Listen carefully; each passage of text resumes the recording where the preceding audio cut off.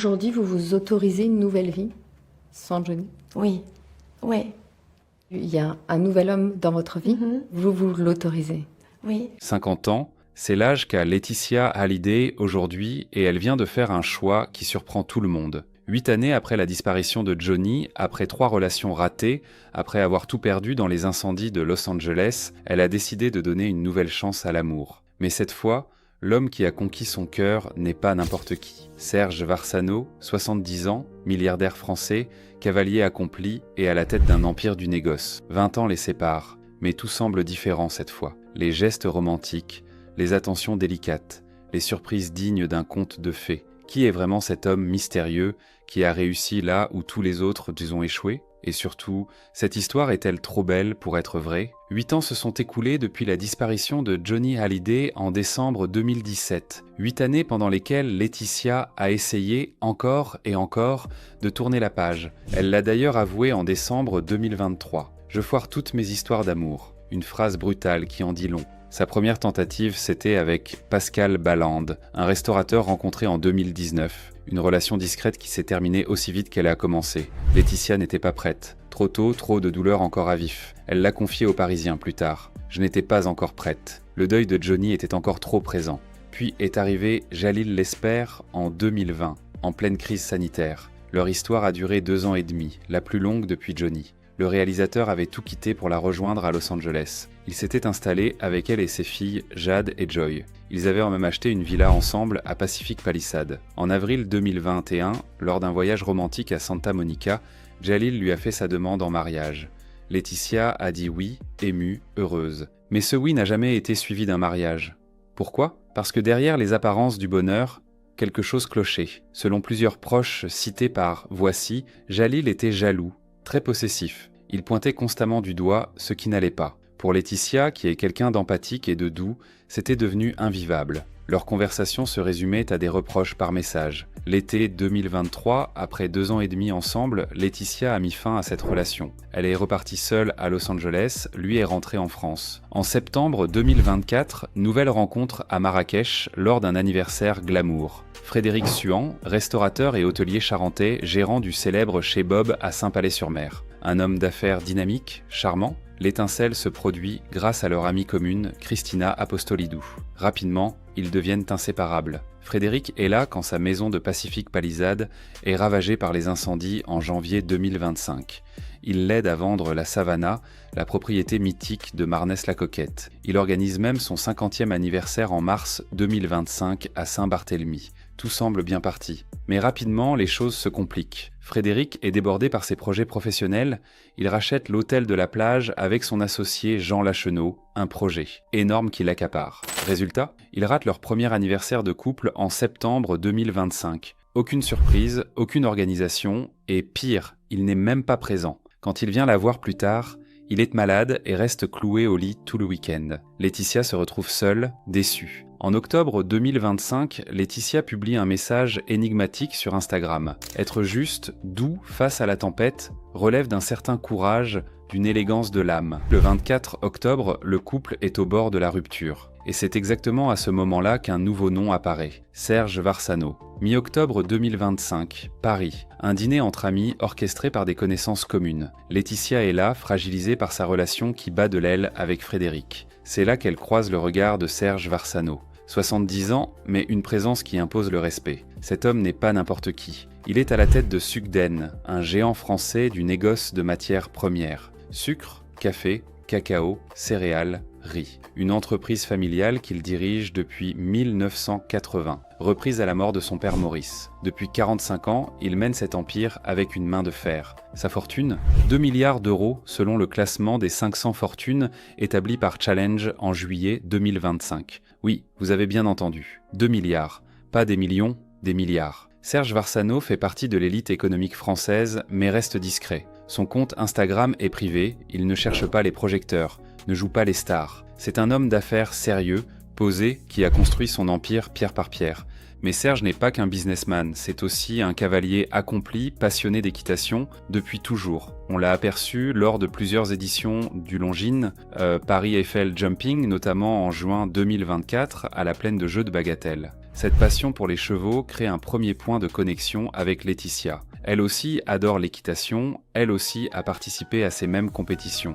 Ils évoluent dans le même univers, celui des concours hippiques, de l'élégance, de la haute société parisienne. Serge est également suivi sur Instagram par Julia Sarkozy, elle aussi passionnée de chevaux, une indication que cet homme est bien ancré dans ce milieu très fermé de l'équitation de haut niveau. Mais ce qui séduit Laetitia, ce n'est pas seulement sa fortune ou son statut, c'est autre chose, une forme de maturité, de stabilité que ses précédents compagnons n'avaient pas. À 70 ans, Serge n'a plus rien à prouver.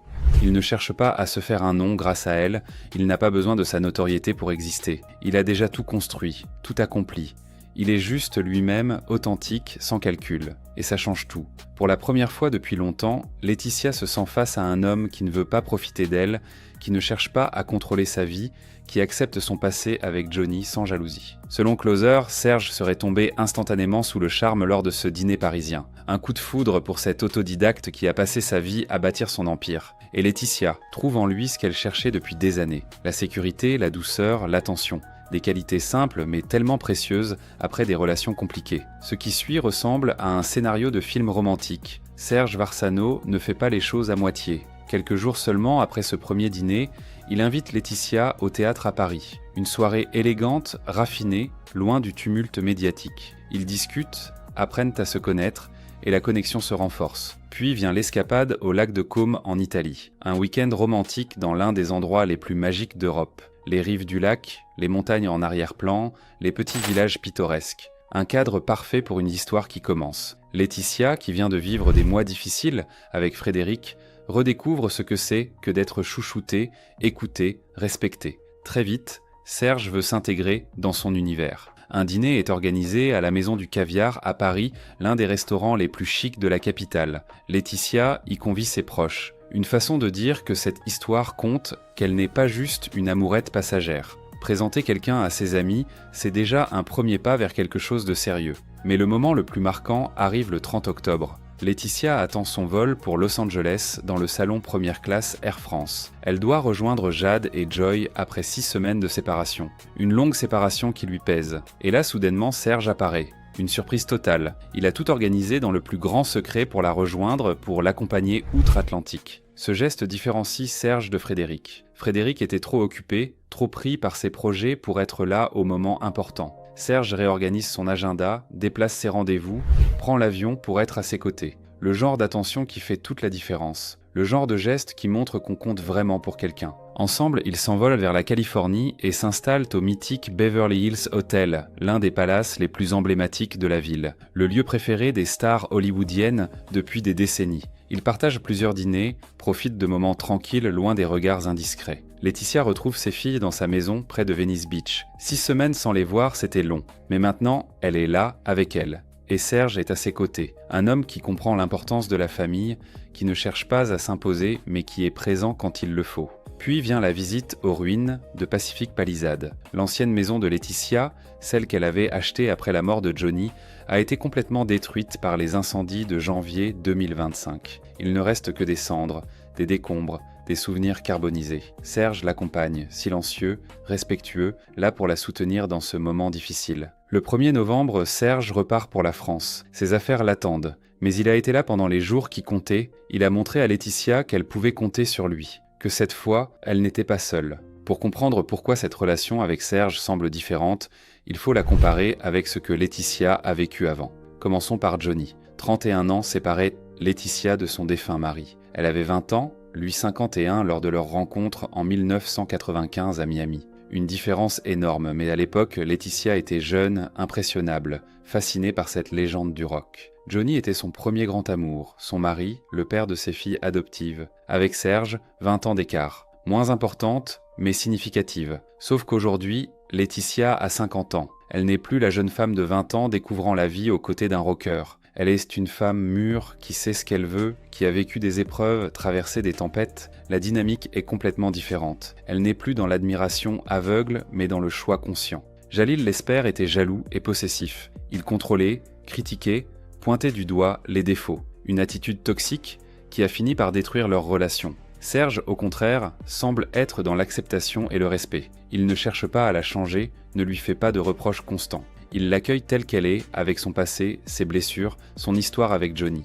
Frédéric Suand était absent, débordé par ses projets, il avait raté leur premier anniversaire, était malade quand il venait, ne pouvait pas l'accompagner à Los Angeles. Serge réorganise son agenda pour être présent. Il traverse l'Atlantique, l'accompagne aux ruines de sa maison, rencontre ses filles. Il est là, concrètement, physiquement. Cette maturité que Serge apporte, c'est aussi le fruit de son âge. À 70 ans, on ne joue plus, on ne perd plus de temps en futilité, on sait ce qui compte vraiment. La sincérité, la présence, le respect. Serge a probablement vécu suffisamment d'expérience pour comprendre ce dont une femme comme Laetitia a besoin. Pas de promesses vides, pas de grands discours, juste des actes, des preuves, de l'attention. Sa stabilité financière joue aussi un rôle crucial. Avec 2 milliards d'euros de fortune, Serge n'a absolument rien à gagner matériellement en étant avec Laetitia. Il ne cherche pas à profiter de son argent ou de sa notoriété.